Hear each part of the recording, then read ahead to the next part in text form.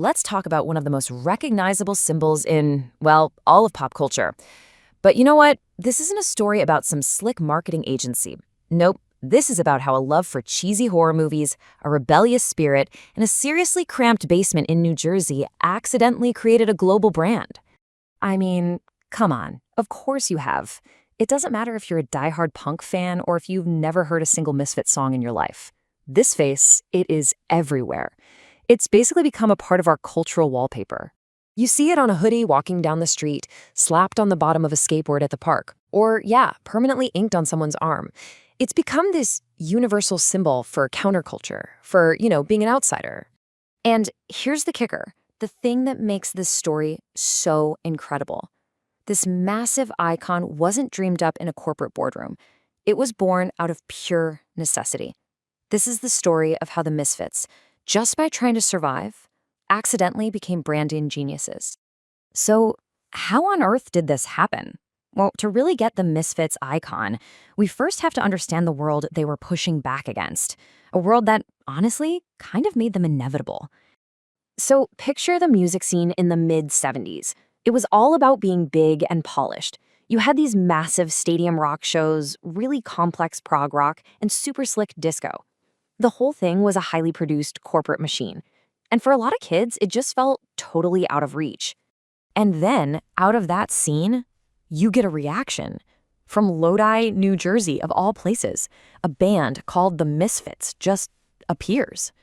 And they weren't just playing loud, fast punk rock. No, they were obsessed with old B horror movies, with aliens, with everything spooky. They had a name for it: horror punk. Right from day one, the odds were completely stacked against them. The big record labels, not interested. Money, they had basically none. And even the punk scene itself was already crowded and super competitive. They were the ultimate underdogs.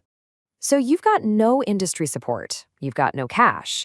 You're basically backed into a corner. Their only option was to build their entire world from scratch.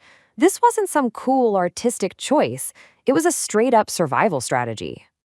And this gets us to the absolute heart of their story, the do-it-yourself or DIY ethos.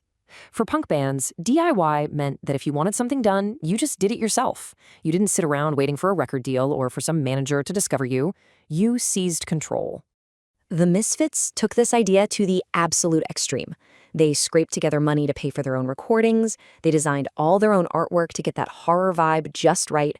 They famously screen-printed their own t-shirts in basements, and then they sold everything directly to their fans at shows or through mail orders in punk scenes. They literally built their entire world from the ground up. Okay, so it's inside this fiercely independent, completely self-made universe that the band stumbles upon the one image that would end up defining them forever. Now here's the really wild part. The skull wasn't some original drawing. It was lifted right from a poster for a 1946 movie serial called The Crimson Ghost. The band's founder, Glenn Danzig, saw this long-forgotten B-movie villain and just knew that was the face of his band. It was low budget, a little spooky, and totally obscure. The perfect mascot for a band of misfits. And this is its debut.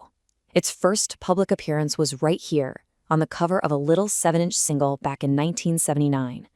A simple, stark image you just can't forget. This was the moment the icon was officially set loose. But see, the skull wasn't just some random logo. It was the centerpiece of this whole cohesive brand. All their lyrics were about zombies and monsters. They created that iconic devil lock hairstyle. All their album art fit this same macabre theme. And those terrifying t-shirts they were printing themselves, they became legendary. It was all part of the same universe. So when you look back at it now, it's pretty clear that what started as just a gritty fight to survive was, in reality, an unintentional masterclass in branding. Let's break down exactly how their biggest limitations became their greatest strengths. This really lays it all out. Their reality of having no money, well, that created scarcity, which made their records and shirts feel super exclusive and special. Having no record label breathing down their necks, that gave them total creative freedom. And making everything themselves in a basement, that created this raw, authentic connection with their fans that no corporation could ever fake. So what it all boils down to is this.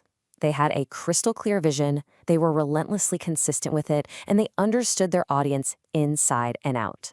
Without even realizing it, they were following the perfect playbook for building a legendary brand.